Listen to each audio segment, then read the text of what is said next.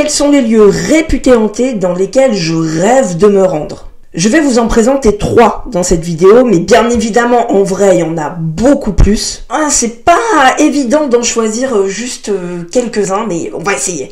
Je m'appelle River James et je suis chasseur de fantômes. Et si, comme moi, vous êtes fan de tout ce qui est paranormal ou étrange, vous êtes au bon endroit. N'oubliez pas de vous abonner, liker et commenter si cette vidéo vous plaît, ça aide beaucoup mon travail. Et maintenant, on y va.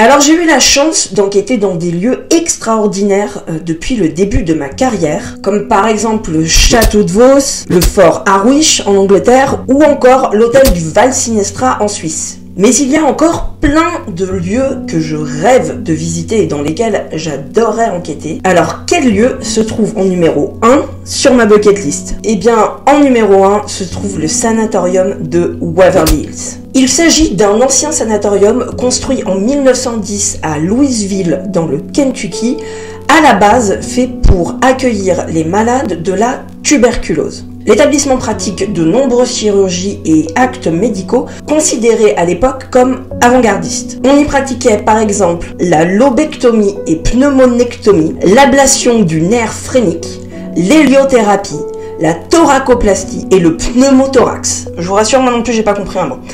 Mais le traitement principal utilisé pour soigner les malades de la tuberculose à l'époque était tout simplement du grand air, une nourriture saine et beaucoup de repos. Waverly Hills ferme ses portes en 1962 puisque la médecine a fait bien évidemment de gros progrès et que la tuberculose se soigne de mieux en mieux. Le bâtiment devient ensuite un établissement gériatrique dans lequel on accueille les personnes âgées. Seulement de nombreuses plaintes pour mauvais traitements sont déposées contre le centre qui, à son tour, ferme en 1981. Ce sont ensuite Charlie et Tina Mattingly qui rachètent Waverly Hills pour le transformer en hôtel 4 étoiles. En attendant de pouvoir faire les travaux, le couple ouvre le lieu aux enquêteurs et enquêtrices du paranormal puisque Waverly Hills a la réputation d'être hanté.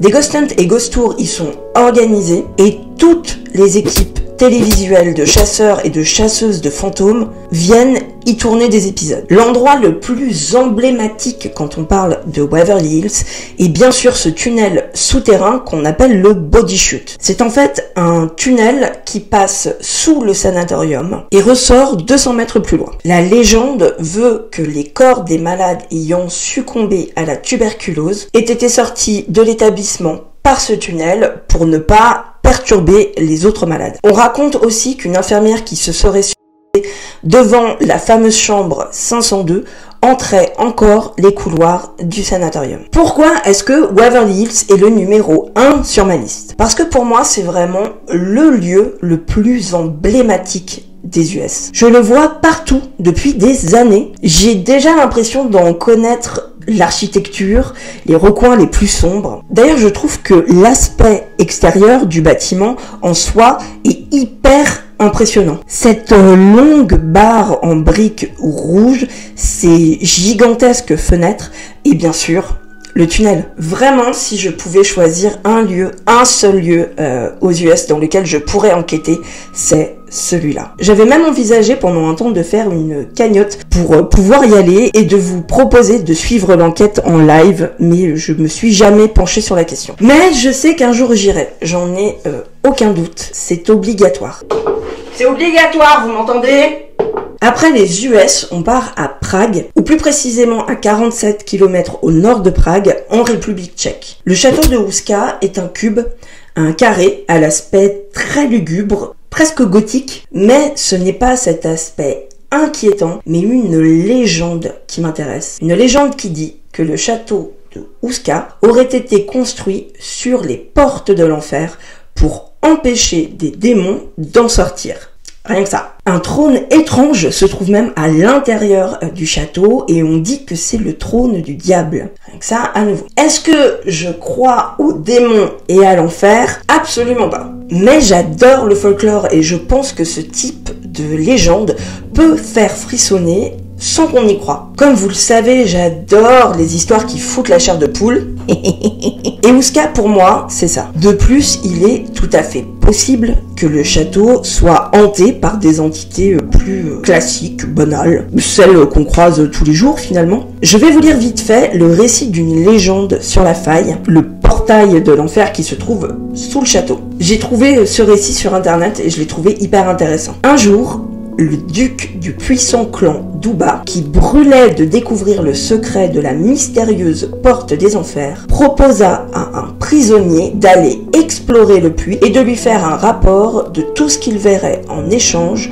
du plein pardon de ses fautes. Et l'homme y consentit. Attaché à une solide corde, il fut alors descendu dans le puits, mais arrivé à une certaine distance, il se mit à hurler de la plus terrible des manières. Les hommes du duc le ramenèrent immédiatement à la surface et ils constatèrent avec effroi que le malheureux semblait avoir vieilli de 30 ans. Son visage, autrefois lisse, était maintenant couvert de rides et ses cheveux étaient devenus blancs. Plus abominable encore, le prisonnier avait perdu l'esprit. Il mourut 2 jours plus tard, sans avoir pu expliquer ce qui l'avait tant effrayé. Certains affirment que cette expérience fut répétée à plusieurs reprises, avec le même résultat à chaque fois. Alors, depuis le tout début de sa construction, le château a une histoire étrange, voire même parfois horrible. Pendant la Seconde Guerre mondiale, de 1939 à 1945, les SS s'installent au château. Et on dit qu'ils auraient procédé sur place à des expériences sur des prisonniers de guerre. On sait aujourd'hui très bien que l'armée allemande et ses chefs de guerre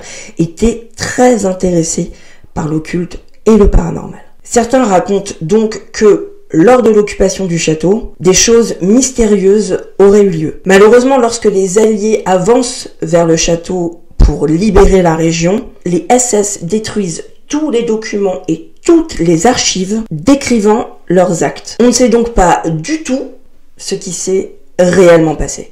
Les histoires mystérieuses attachées au château de Houska sont tellement nombreuses que je pourrais complètement consacrer un épisode entier au lieu. Est-ce que je devrais le faire d'ailleurs? Est-ce que je devrais faire un épisode sur le château de Houska? On y raconte aussi que des voix étranges y seraient enregistrées ou que des objets s'y déplaceraient seuls. Et c'est vraiment ça, cette aura de mystère qui me donne tellement envie d'aller au château de Houska, mais surtout d'y enquêter. Et on va finir cette liste avec Leap Castle. Leap Castle est un château dont on ne connaît pas exactement la date de construction, mais on pense que c'est à peu près vers le XIIIe siècle et qui se trouve en Irlande. En tout cas, c'est un château sur lequel plein de légendes circulent. Et on aime ça, les légendes. Beaucoup de propriétaires se sont succédés au château et depuis 1991, il est la propriété d'un musicien qui s'appelle Sean Ryan.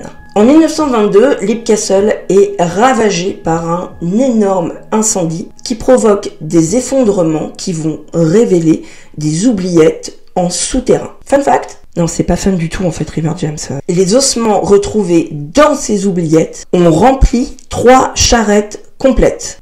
Non, effectivement, c'était pas fun du tout en fait. Malgré son âge et cet incendie, le château conserve encore aujourd'hui plusieurs éléments remarquables, comme par exemple le donjon ou une tour. Alors bien sûr, le château a la réputation d'être hanté par les âmes de tous ces corps retrouvés dans les oubliettes, mais pas que. On y parle aussi de la présence d'un elemental. Ce que les anglo-saxons appellent des elementals, c'est ce que nous allons appeler plutôt des fées ou des gnomes, des esprits plutôt fantastiques et issus du folklore. Et donc justement, un Elemental qui prendrait la forme d'un petit être humain avec des yeux noirs et la peau grise entrait le château. On dit que cette créature serait capable de changer d'apparence et de prendre la forme d'un être bien vivant.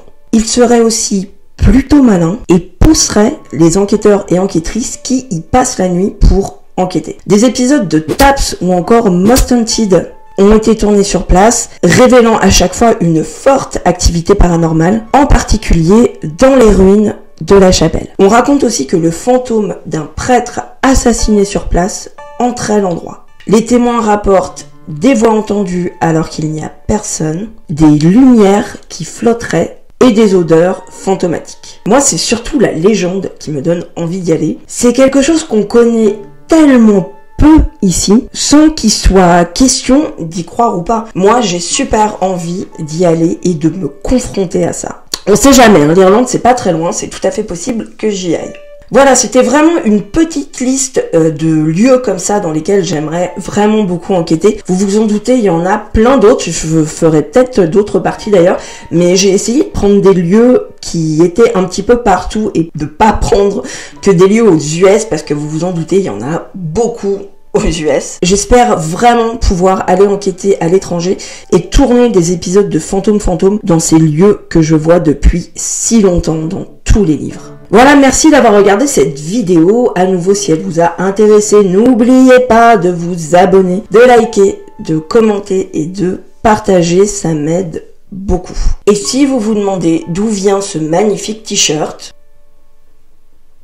eh bien, il vient de ma boutique, puisque j'ai cette semaine enfin ouvert une boutique de merch. Je vous mets bien sûr le lien en description. J'ai créé beaucoup de différents modèles qui vont sur plein de produits différents. Il y en a pour tous les goûts et ça me soutient et ça m'aide à faire des épisodes et à pouvoir vous proposer du contenu. Voilà, je vais m'arrêter là pour cette vidéo. La semaine prochaine, je vous donne rendez-vous pour une enquête. En attendant, prenez soin de vous et de vos fantômes. Bye!